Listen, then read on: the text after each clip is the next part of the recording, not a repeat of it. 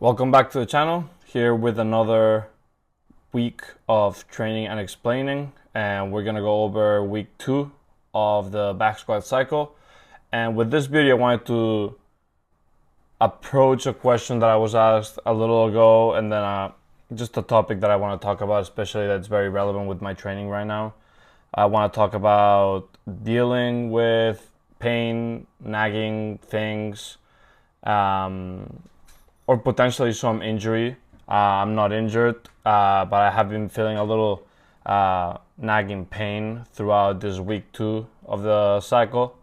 So I just wanted to let you know how I approach training with pain, how I approach exercise regressions or progressions or alternative if I need to change anything, and then how I deal with that, and with the hopes that it gives you an idea of how you can use some of these tricks yourselves. Again, obviously, if you are injured, if you feel something pain, you should definitely go see a doctor or a physical therapist, and maybe they can guide you a little better. But this is how I approach pain that is not necessarily injury, or I think so, and kind of like how I deal with it throughout my training. So let's get started.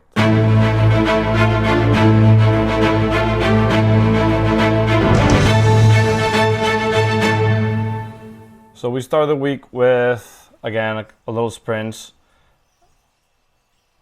It's feeling much better than the first week. First week was a disaster. A lot of soreness. Not even like pain, but just very, very bad soreness. Like I couldn't move. I couldn't run. It wasn't great, but the numbers were great. Like, I think as long as you come in with the gym with a goal, and you want to execute, I think you will be ready for it. Unless, like, if you play it by ear, you're definitely gonna underestimate how much you can do. If you are sore, you most of the times can do more than what you think. And I've been seeing that with myself since I've started coming to the sessions with just thinking about the sessions the day before, and then coming in with a goal. It's been much better. I was sore, I started warming up, and then I saw that I could get to the goal. So with the running, with everything, I've been feeling a little pain and a little swelling on my ankle. It's very bothersome when I go into a deep squat or deep ranges of motion with that ankle, and a little bit when I start running, but essentially when I just get through the warm-up in the running, it's fine. So the only thing that seems to be working temporarily, very, very temporarily, before training and before I do something, it's that ankle distraction a little bit, just distracting the joint a little bit with the band, creating a little more joint space, because I feel like when I get in there, it's like limited a little bit. So that was kind of helping a little bit with that. Again, very, very temporary fix. It helps going through the squats. It helps going through the snatches. On the side, I am working a little bit of, like ankle, all the ankle complex, some low level plyos, some tip raises, some some calf raises to cover everything. But just know this, right? Like, everything that you do in terms of exercise is stress, and if there is pain somewhere, that probably means that the stress is already too high. So adding low level things might seem like you're doing some rehab or something, but you're still adding some stress. So if it doesn't feel good adding things, you don't have to add things. So I think a good number of people make the mistake of, like, oh, I'm doing this with a band, or I'm doing this body weight, therefore it doesn't, like, and I need to do it, and it hurts, it keeps hurting, but I need to do it. But chances are that, one, if it comes at a time where you're working a little more, you're having a little more stress, being body, being another thing, it is likely that the stress it's not letting you recover properly, and therefore adding more might not be the solution. But it also means that If there was no trauma to it or anything, it means that it potentially, if it's low level pain, has a favorable nature. That means it's gonna progress through time and get better. You just need to manage the load. You just need to manage the volume a little bit. Check what hurts, check what doesn't. Maybe regress range of motion, regress intensity, regress volume, whatever it works. For me, for example, I just need to do, if I do a couple of band distractions, it goes away. And then after a couple sets of squatting, it goes away. It is very bothersome at the beginning, but I just see that the pain doesn't get any worse. And in fact, it gets better through the training session, so I'm not very concerned about that. This was what? That is 235, 255, 275. 275 for 8. That's pretty good. That's very, very good. Considering that 275 is my current 4 rep max, or it was after I did 8 with it. But yeah, I mean, that's right. The way I approach this is if the pain gets better or the pain doesn't get any worse through the workout, through the week, through the cycle, then I don't really get concerned with modifying unless one day is like really bad, then I would modify it. But if you see that it's getting worse, what can you do to make it feel better? Because chances are, right, like maybe weight is making it feel like I always ask my athletes, I always myself like this, like, can I do this movement body weight? Can I do this movement assisted? Can I do this movement with a pencil? And it seems like a ridiculous question, but if you can do it without pain, that means load is the problem. That means you need to manage the load. Like, how can you manage the load? Maybe instead of a squat, you do a goblet squat. Maybe you do a box squat to limit the range of motion a little bit, so you can focus on so it all comes back to what is the goal, right? If your goal is range of motion, you work on the range of motion with as little load as you need. And if the goal is strength, the goal is keeping that strength, keep that CNS stimulated a little bit. Then you can put a box, however the box high is, that it doesn't bother you. So yeah, that's how I myself approach that ankle issue that I have. And again, I think it has helped a little bit adding these types of warm-ups. I call them weaknesses warm-up. I got the idea from Matt Wenning. He has the Wenning warm-ups, 4 sets of 25. I just put my little twist on it for my athletes, although we've done like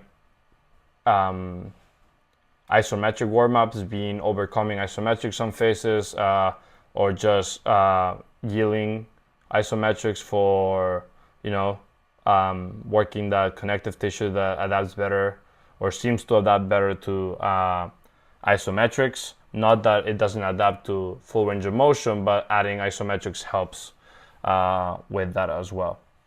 So again, working on the tip raises for my ankle, trying to see if that would improve, right? If being actively more efficient, getting into that position, maybe I would be a little more confident getting under, or not confident, but essentially see if it alleviated the pain a little bit. For now, it has not. Just remember that stress is stress, workout is stress. So doing more to fix something that's already stress might not be the solution.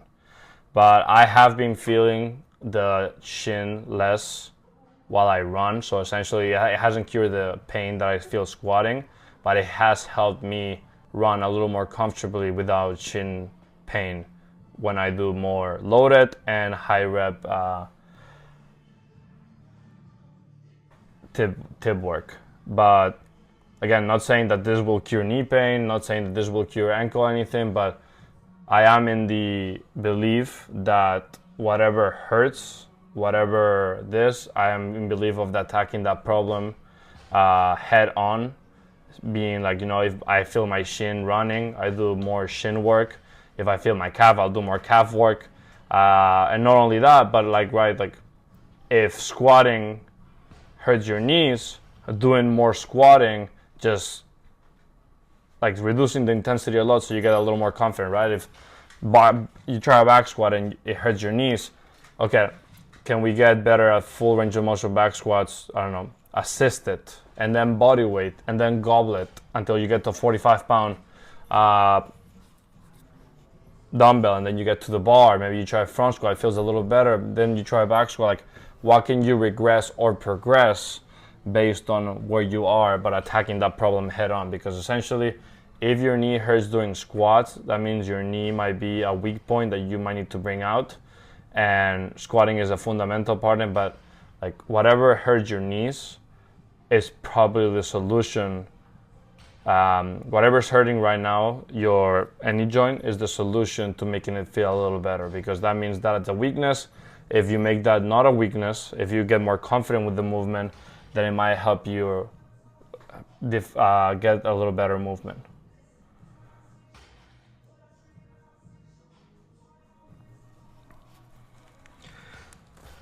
Another thing that I came up, and this comes up every time I do the back squat cycle, is some type of like elbow pain slash elbow problems. Like, I just feel like my biceps gets a lot of work when I have to pull the bar down a lot, and it was hurting through the jerks, so I had to go very low on weight compared to what I wanted to do. And incline pressing after doing some jerks didn't feel good, so I changed to a more isolation-based movement, right? And the cable didn't feel all right, but the curve, the strength curve, the force curve of the triceps or the band felt a little better. So see, like, you just need to find solutions to a problem that hurts. Maybe you can press because all pressing feels this, but maybe some targeted isolation work might help you. And maybe you have some options. The cable, the resistance curve or path of the cable might not feel better, or might not feel good, so you try the band. Or maybe you try a different angle of, maybe you try skull crushers or overhead. Maybe that feels a little better. You just need to find whatever works and attack it. Like, it all comes down to what is the specific purpose of that exercise at that time, right? For me, pressing was to get better lockout. So if I couldn't press, I was gonna work on something that was locking out, and triceps has the biggest part of locking out a jerk or a bench press or anything. So just defining the goal and how can I get to that goal without feeling the pain that I was feeling when pressing. And then I changed to a isolation movement. It felt good. I didn't take it quite as to failure as I normally do. I just felt that if I was reaching that intensity, it was making it worse. But if I didn't reach that intensity, it was actually making it feel a little less stiff, a little better oiled. So that's what I did. I ran, and again, running was feeling much better. 5.46 is a PR measured with the machine and not hand started. So we had a couple issues, so I couldn't, out of the 4, I had 2 times. Technological issues, very frustrating to do this setup alone. But yeah, I feel like I'm gonna get a coach for running, for track, just because I want to see how can I get better technique, where my limiting factor is, because I think I'm getting very little out of just running fast weekly. And I run 2 to 3 times a week, 1 stop speed, 2 or 3 accelerations. But I just feel that if I get a coach, I will get more out of, right? Someone can look at me. I have the assistant swim coach me for my swimming goals, and then I potentially will get some assistant of the track and field to help me if they can. But yeah, the elbow was not feeling good. I felt it a little bit on the clean, but not that much, honestly. It was pretty good. This was just a relief. Like, in a time where your elbows hurts and the front rack is just bothersome and the back rack is just overused because you're doing the back squat cycle, the safety squat bar is the best of both worlds. It just provides a really good stimulus to the upper back, a really good feedback for what your upper back is doing during the squat. The low box just targets the sticking point, how to drive with your chest and your back out of that sticking point to maintain good posture and being able to push with your legs. I just find this great. 225 for 5 was my max last week. Aimed for 235 for 3. Got it. It was really good. And then was moving on. And then with all this pain, and also my family came into town, and this comes sometimes a little of this motivation for training. And I got a question about how I train when I'm not really motivated. Again, I'm more motivated to be in the city with my family. I'm more motivated to skip a couple workouts because I'm feeling the pain. But at the end of the day, I just realized what the goals are, right? And this just looks like, it sounds cliche, but like if you really set goals for yourself, and what I've done is just put them in a platform, put them out there for the, I'm not saying like have a huge following, but you know, you guys that are following me and watch these videos, you know what the goals are, and you guys can keep me accountable, right? If I just post or if I just stop posting how I'm doing, or I just don't do anything and you never see it again, it'd be like I just quit. So I'm not saying, obviously I'm not saying do this and post your goals. I'm saying just find goals that you like, goals that mean something to you, and then find some way or somehow to keep you accountable. And then if those goals are really important, you will do them. And again, training does not have to be as important as it is to me, but any goals. And if you find yourself in a position like an athlete, you know, you have your sport, and then you come to the gym, but you don't really like the gym, and you're not feeling motivated to work out. Just think about the potential benefits that working out can provide you with, right? Strength, speed, coordination, mobility, endurance, all of these things that come from training. How can they help you with the sport? And do you want to be a better athlete? Again, the weight room will not make you a better sport-specific athlete. So if you're a volleyball player, if you're a tennis player, playing the sport is gonna make you a better player. But to make you a better athlete, you need to train the specific qualities that you need to get better at, right? If you feel that you're missing strength, that your opponent, for example, in a contact sport, that you just get hit around and dumped around everywhere, or in a tennis match, you don't feel like you're lasting 3 sets, or in volleyball, you don't feel like you're jumping high enough. All those qualities are the things that you can get better at in the weight room to give you a better ceiling, and in turn, you have a greater potential to be a better sport-specific athlete. So if you jump higher in the weight room, that means you have the capacity to jump higher, but understand that you still need to practice volleyball to jump and hit and spike, because all of those just require a complete different type of coordination than jumping in a jump mat. So the last couple of Fridays have been tough, have been rough. Not really feeling good in terms of, you know, like 185, 175 always goes up. 185 I was trying, it didn't go up. I will make the next video, I think I will talk about specificity, because I am feeling how important specificity is to everything. And to everything, I mean like to specific things, right? Like you might feel that sprinting or Olympic weightlifting will make you a better jumper, or it will help you jump more. But if you don't train jumping, like I've been doing, your jump will go down. And the same, like I've been sprinting for like very consistently.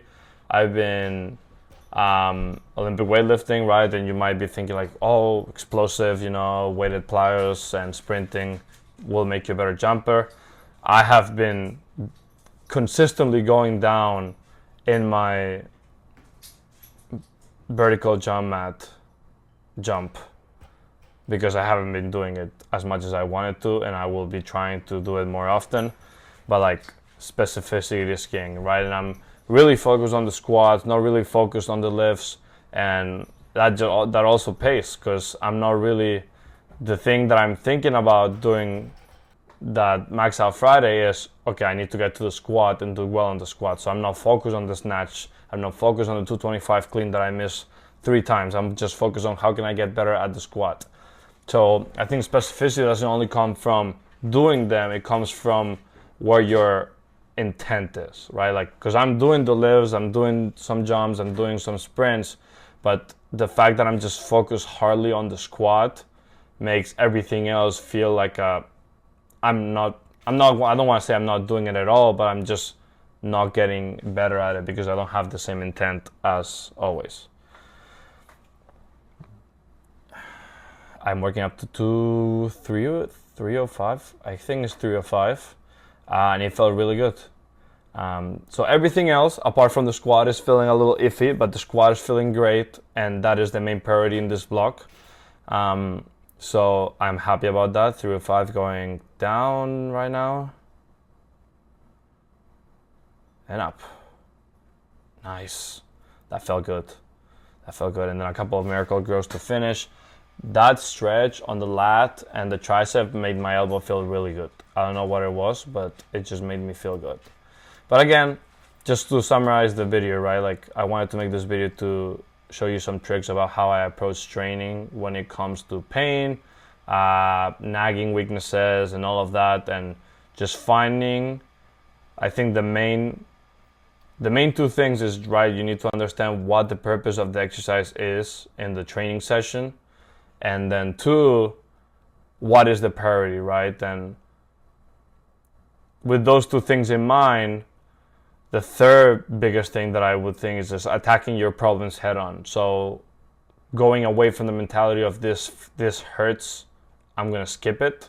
You could, if you do anything like, you know, your knees hurt on the squat, you try body weight, that hurts, assisted hurts, leg extensions hurts, TKE hurts, then maybe you should skip it after all. But before getting into the skipping phase, trying to find a solution or an entry point where you can say, okay, my knee can do this right now, like a TKE, can I go into a leg extension, then can I go into maybe a split squat or a squat, whatever feels better, into the back squat that I want to do. Like, attack the problem head on, and if you can't, then yes, you skip it for a little bit until it feels a little better, or you know, go see the doctor or athletic trainer or whatever, or physical therapist.